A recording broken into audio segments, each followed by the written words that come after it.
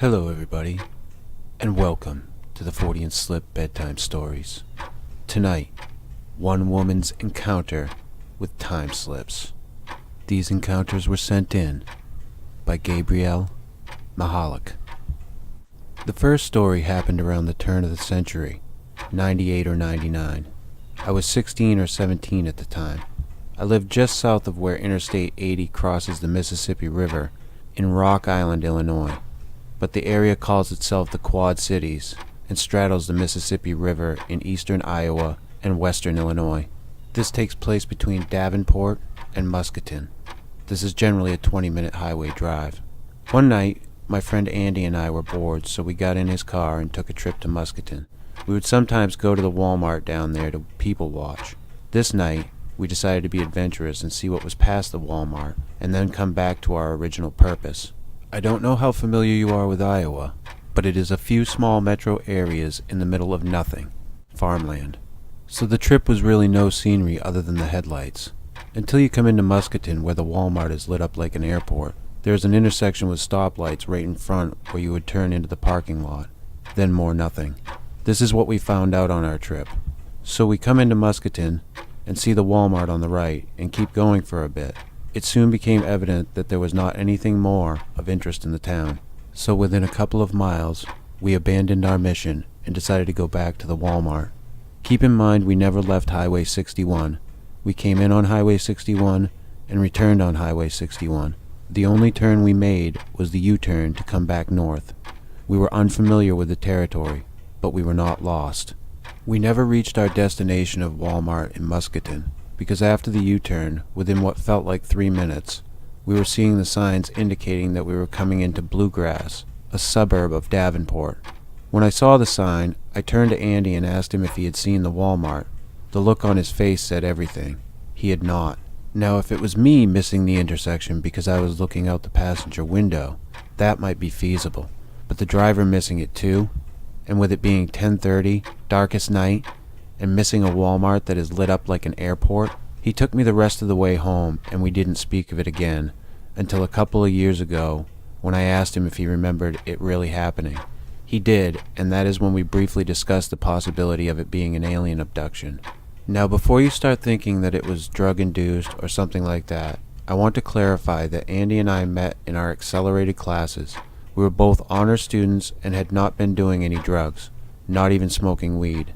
This story does not seem nearly as strange until I tell you about the conversation I had with an ex-boyfriend about the incident, where he told me he had a similar experience with a friend of his on the same road, but this was between Davenport and Clinton. This is between 45 minutes and an hour drive. He said he and his friend left Davenport, his friend was driving. The next thing that they knew, they were in downtown Clinton, and he was all of a sudden in the driver's seat. The second story happened late summer 2013. I was 31. This one is more difficult to relate, as it is much more recent, and in my opinion, much more strange. This happened in a city park, in the middle of Davenport. There used to be a zoo that is now defunct. Because of the zoo, there is a back trail in the park where they used to put feces from cleaning out the enclosures. It is a small trail.